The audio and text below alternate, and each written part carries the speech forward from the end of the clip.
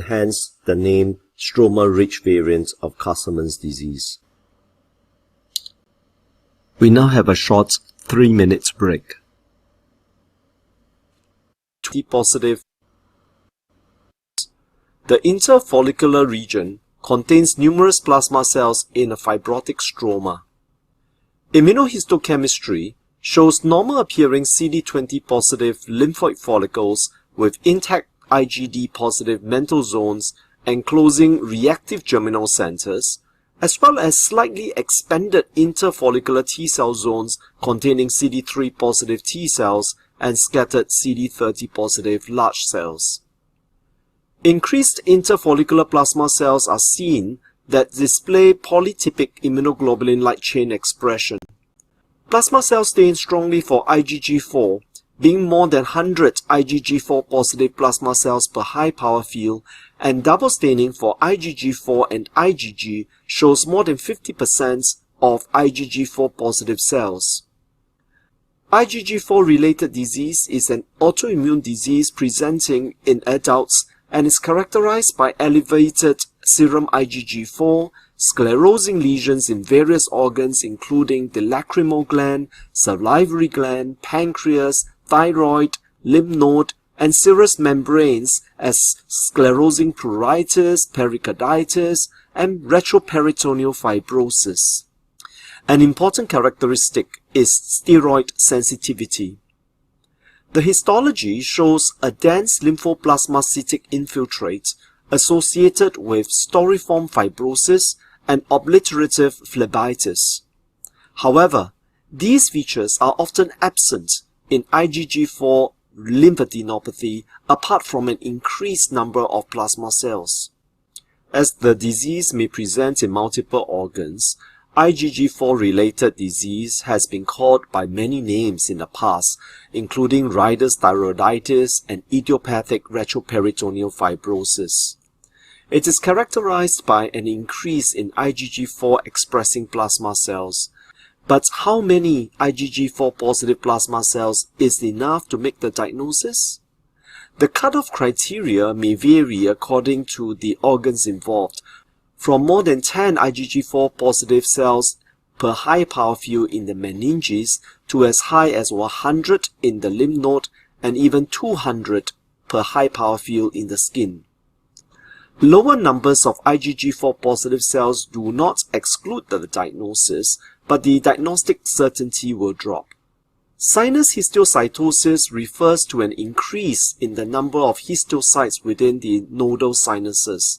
This is a common reactive phenomenon in a variety of conditions, such as a response to malignancy. So sinus histiocytosis is commonly seen in the axillary lymph node of patients with breast cancer. Let us consider a condition characterized by very prominent sinus histiocytosis known as Rosai-Dorfman disease. This is known in the past as sinus histiocytosis with massive lymphadenopathy. This condition presents in children and adolescents as bilateral large painless cervical lymph nodes.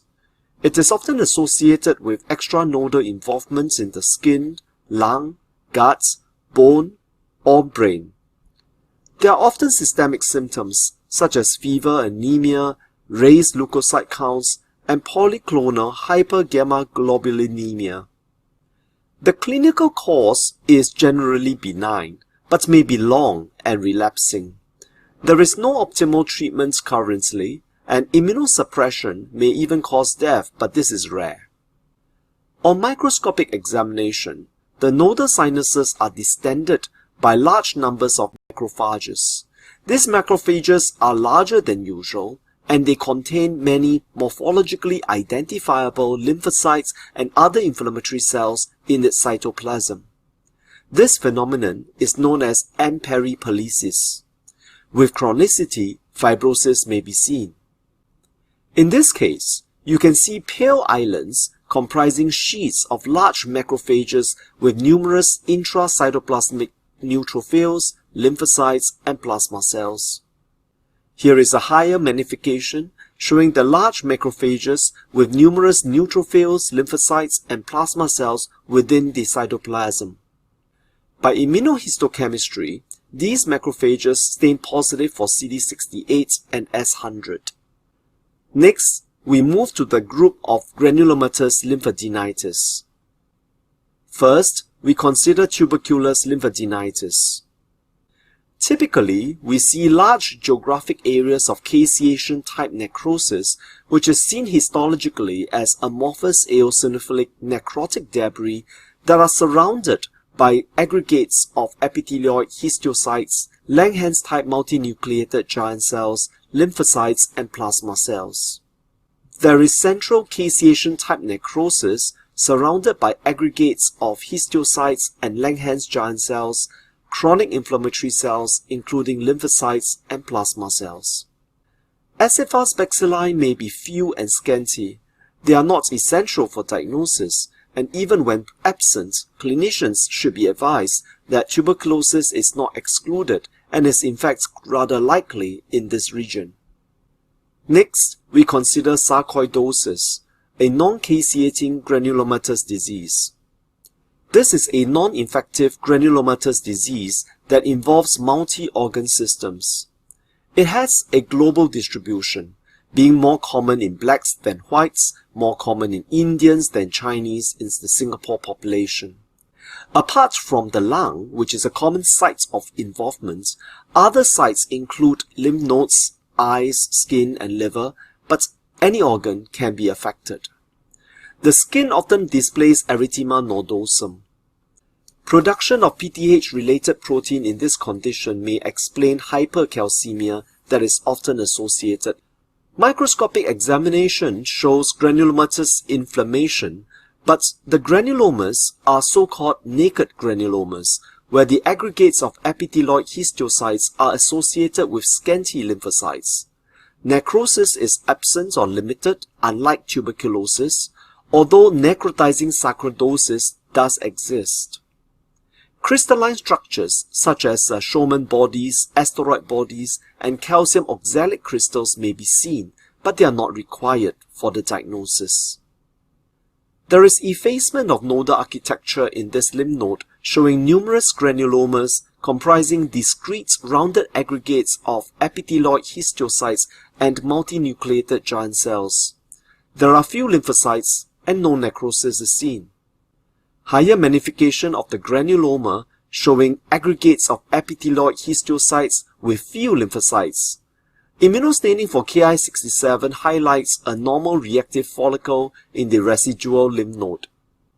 Next, we consider cat scratch disease. This is an infective, necrotizing granulomatous disease. Cat scratch disease is caused by a bacterial infection with Bordetella hanseatic. It is often transmitted to humans by scratches from cats and kittens, hence the name cat scratch disease. The incubation period is about 1 or 2 weeks, and it presents with nodal enlargement in the draining lymph node, often associated with fever.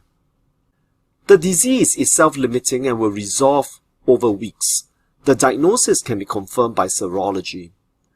On microscopic examination, there are large suppurative granulomas or stylates microabscesses that contain numerous neutrophils which are surrounded by histiocytes. The typical necrotizing granuloma in cat scratch disease features a central focus of necrosis containing neutrophils and are surrounded by CD68 positive histiocytes. The next condition we will consider is Yersinia lymphadenitis. This is another example of necrotizing granulomatous disease. On microscopic examination, we can see multiple microabscesses featuring collections of neutrophils and necrosis that are surrounded by aggregates of epithelioid histiocytes. Higher magnification showing central necrotizing foci with numerous neutrophils and peripheral aggregates of histiocytes. Next, we consider silicone lymphadenopathy. This is a form of foreign body granulomatous lymphadenitis. At low power, lymph node architecture is altered, showing large empty spaces with residual nodal tissue containing remnant lymphoid follicles are seen. The lymph node is replaced by aggregates of foam cells with bubbly cytoplasmic vacuolation. Occasional aggregates of epithelioid histiocytes are seen, and on careful examination, you may see refractile material focally. The next condition we will look at is an infective but non-necrotizing granulomatous lymphadenitis, namely Toxoplasma lymphadenitis.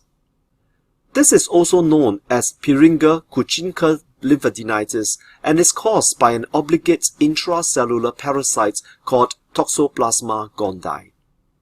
It is transmitted by cat feces, and clinically it can be asymptomatic or present with lymphadenopathy. Perhaps more worrying is that an acute infection in pregnant women can damage the developing fetus.